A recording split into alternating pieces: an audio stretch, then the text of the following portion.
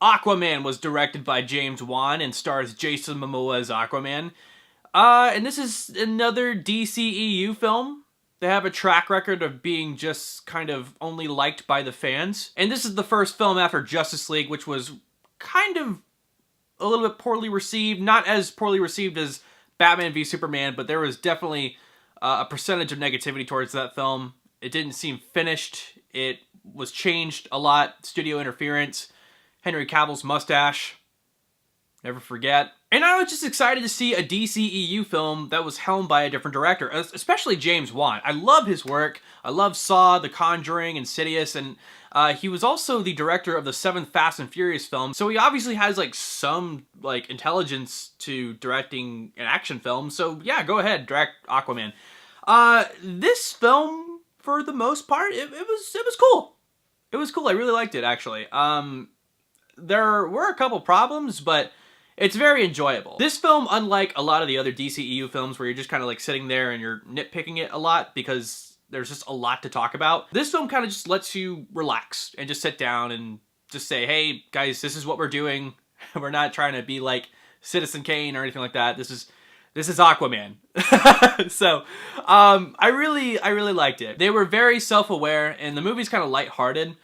I can't believe I'm really saying this about the film. The film kind of reminds me of like one of those live action Disney films from like the middle 2000s, kind of like National Treasure a little bit, where it's just kind of trying to be like, you know, funny at some points, like a family film, and it just, for some reason for me, it felt like a live action Disney film. Not necessarily a live action adaptation, but one of those like Disney films, like a Jerry Bruckheimer film.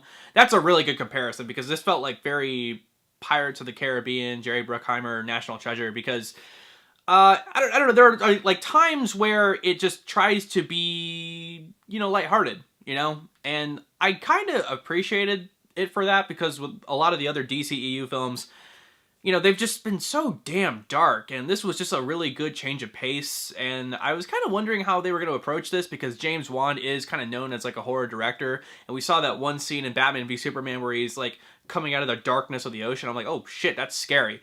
But for the most part, this is very colorful. This is a very colorful movie, and I just kind of liked the environment.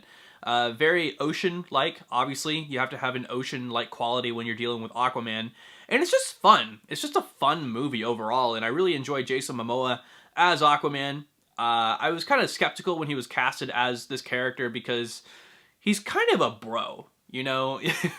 You know, you kind of like, he's the kind of guy that you would watch football with and, you know, just have a beer with, and that's just not really something that you kind of would think of when you're thinking of Aquaman. But I like what they did with the character. I really do. I really like how they kind of put this kind of spin on Aquaman. They're trying to make him interesting. That's what they're trying to do. They're trying to make this character likable, because Aquaman has gotten a lot of shit over the years, because Aquaman is like this very useless superhero. It's not so useless. If you read the comics, he's actually very capable of like battling on land. Aquaman's actually cool. I really like him a lot. You know, he's doing sea things. Yeah. And like I said, you know, this is helmed by a different director, and I really appreciate that, because I think what a lot of the other DCEU films, at least like 3 of them, is a lot of them were directed by Zack Snyder, and he just has like this very, very specific dark like theme, this specific agenda to him that sometimes I don't really understand. And when you get like a new director involved, especially like, you know, the movie Wonder Woman, that was proof that like when you get like a different director who has their own vision, that the movie can be somewhat entertaining and good. And it was just kind of good to get like a different kind of take on a DC film, because they've been just so dark like this entire run, like from 2013 to now. And it was just good to get like this fun ocean movie, you know? I did have a couple negatives for the film. They aren't as bad as Batman v Superman, and they're not as bad as Justice League. This is, in fact, better than Justice League. I just had a couple minor things that I wanted to talk about, because they're so close. So Aquaman's origin story is kind of skimmed over a lot in this film.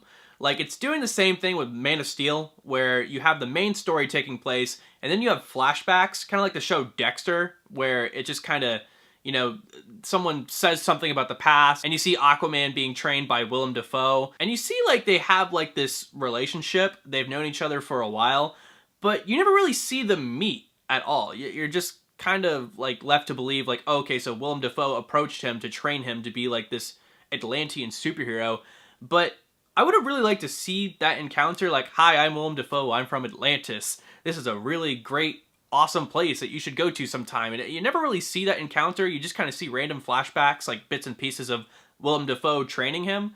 So that was just kind of like one of the things that I felt as though should have been really explored in this film. But also, this film is over 2 hours long, and I have to be really careful with how I word this, because one of my main complaints with Justice League was it wasn't long enough. It just felt like it kind of ended. With this film, it felt really long. And you can be over 2 hours long, but the reason why it felt long is because there's a lot of exposition in this film. There's things that they talk about in the first act where they kind of explore the culture of Atlantis and, you know, tridents and stuff like that. And, you know, it gets to the point where there's so much exposition that I just want to get back to the fun. I want to get back to, you know, Jason Momoa being like the superhero and everything. That's in the beginning of this film, and I really like that. But at times it just felt like so much, and it's like, okay, we get it. Like, he has to become king to like overthrow his brother. Like, we understand. Like, can we just get back to the story? And the film really wants to explain like how he's going to be able to do that. Like, okay, you have to go to this certain location, you have to like find this trident, you have to like do all of this, and it's like, we understand. You don't have to spend like all of this amount of time on it. And I don't know, it just, I'm okay with a film with that amount of runtime, but it's just a lot of that runtime was focused on things that were shoved down the audience's throat to say like, okay, this is what they have to do. This is why they have to do it. And it's like, I know what Atlantis is. We're watching an Aquaman movie. Let's just see Aquaman do Aquaman things, you know? They also try to shoehorn Black Manta in here, which I was oddly, like, invested in his storyline. But I did kind of hear a lot of complaints that, like, you know, maybe he should have been saved for, like, a second film. And I do agree with that, honestly, because he's in the film, and he's kind of thrown away in the middle, because obviously we have Ocean Master as the main villain. I wouldn't have minded Black Manta to be a second villain. I'm just saying that maybe he should have come back in like the third act, because he's like thrown away in like the middle of the film. So that's kind of like my main complaint with Black Manta. Speaking of Ocean Master, Patrick Wilson, you know, he's really good friends with James Wan because he worked with him on Insidious and The Conjuring. I really like Patrick Wilson in this film. You have an understanding of like why his character is the way he is towards Aquaman. And, you know, regular people, the surface dwellers, you know. I really enjoyed kind of like his outlook on things, but the problem with the outlook that he has in this film, the reason why in this film he is super mad at surface dwellers is because, you know, we've, over the years, have obviously polluted the ocean. We've killed a lot of, like, sea animals, you know, because we're evil people.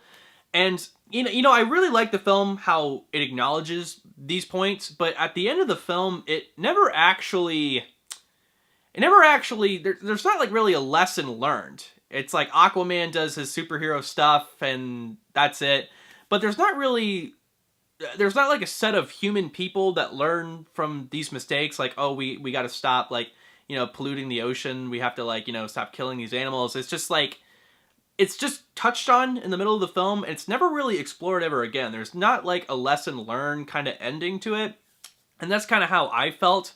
But at the same time, you know, I'm thinking about this, like, we're watching an Aquaman film. This isn't a Netflix documentary saying why we shouldn't be killing whales. This is a superhero film, which I'll give it some slack on that. For the most part, I enjoyed it.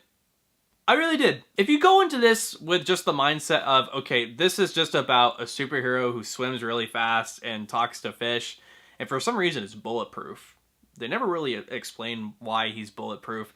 I know he's bulletproof because I read comics. But if you're just a regular audience member who goes into this, you're probably going to think, like, how was he able to, like, be taking in all these grenade damages and stuff like that. It's something that you have to accept because the movie is just a movie. It's just trying to be entertaining. It's not trying to explain certain things that are like that. So you really can't like nitpick this film. You just have to enjoy it, which I kind of did. I sat back and I was like, okay, we're watching Aquaman. I just kind of sat back and accepted the fact that this was Aquaman, you know? And that's what this film should be. It shouldn't be like, you know, Batman v Superman where it's like trying to say something but fails at doing it. You're just watching a superhero film. And that's it. You know? Alright guys, so that was my review of Aquaman. Comment down below what you thought of this movie. Like this video, share it, and please subscribe to PixelTalk if you haven't yet for more movie reviews, game reviews, and so on. Thank you guys so much. I am Corbin Stuckey, and this is PixelTalk.